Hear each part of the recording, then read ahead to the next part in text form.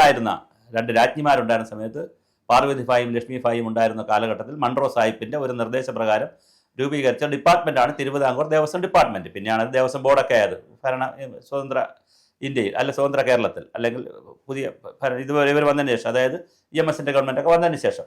അപ്പോൾ അതിനു മുമ്പ് ഇതായിരുന്നു. അപ്പോൾ യഥാർത്ഥത്തിൽ ആ സമയത്തിൻ്റെ പിറകിലോട്ട് പോകുമ്പോൾ പന്തളം കൊട്ടാരവും മലയലയന്മാരും കൂടിയായിരുന്നു ശബരിമല നോക്കിയിരുന്നത്.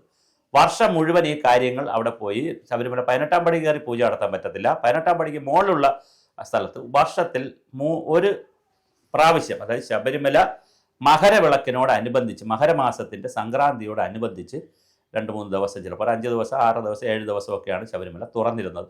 അപ്പോൾ 1000 പേര്, സാധാരണ ദിവസങ്ങളിൽ 1000 പേര്, ഈ മകരവിളക്ക് കൊളുത്തുന്ന ദിവസം 2000, 3000, 4000, 5000 പേര് വന്ന സമയമൊക്കെ ഉണ്ടായിരുന്നു. പക്ഷേ വർഷത്തിൽ ഒരു പ്രാവശ്യം അവിടെ തുറക്കുകയുണ്ടായിരുന്നുള്ളൂ. അപ്പോൾ അത് കഴിഞ്ഞാണ് ആ സമയത്ത് ബാക്കിയുള്ള 18 മലകളുണ്ട് അവിടെ. 18 മലകളിലും 18 മലദൈവങ്ങളുണ്ട്. അതിൽ ശബരിമലയിൽ ഇരിക്കുന്ന അയ്യപ്പനെ അവരുടെ ഒരു മലദൈവമായി, ഒരു ശാസ്താ മലദൈവമായിട്ട് അരയന്മാർ, മലയരയന്മാരും ആദിവാസികളും കരുതിയിരുന്നു. മലയരയന്മാർ മാത്രമല്ല ആദിവാസികളും കരുതിയിരുന്നു. അവരാണ് ഈ വർഷത്തിൽ മുഴുവൻ അതിൻ്റെ ഒരു രക്ഷകരായിട്ട് നിന്നത്. പക്ഷേ പൂജ നടത്തുന്നതും മറ്റു കാര്യങ്ങളും വർഷത്തിൽ ഒരു പ്രാവശ്യമേ ഉള്ളൂ. അത് നാട്ടിൽ നിന്ന് പോറ്റിമാർ പോയിട്ടാണ് ചെയ്തിരുന്നത്. തിരുമേനിമാരും എമ്പ്രാന്തിരിമാരുമാണ് ചെയ്തിരുന്നത്. അത് ഏറ്റവും കൂടുതൽ പോയിരുന്നത് ചെങ്ങന്നൂർ, മാവേലിക്കര, പിന്നെ പയ്യന്നൂർ ഭാഗത്തു നിന്നുള്ളവരാണ്. കൂടുതലും ചെങ്ങന്നൂർ, മാവേലിക്കരക്കാരാണ്. അതിന് കാരണം പന്തളം കൊട്ടാരവുമായിട്ടുള്ള ബന്ധമാണ്. പന്തളം കൊട്ടാരക്കാർ തന്നെയാണ് ഇത് നടത്തിക്കൊണ്ട് പോയിക്കൊണ്ടിരുന്നത്.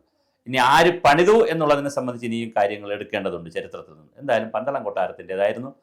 ആ സമയത്ത് ഞാൻ അതിൻ്റെ വേറെ വീഡിയോ ചെയ്യാം. ഇതെങ്ങനെ തിരുവിതാംകൂർ രാജാവിൻ്റെ അടുത്ത് എത്തി എന്നുള്ളത് വേറെ കഥയുണ്ട്.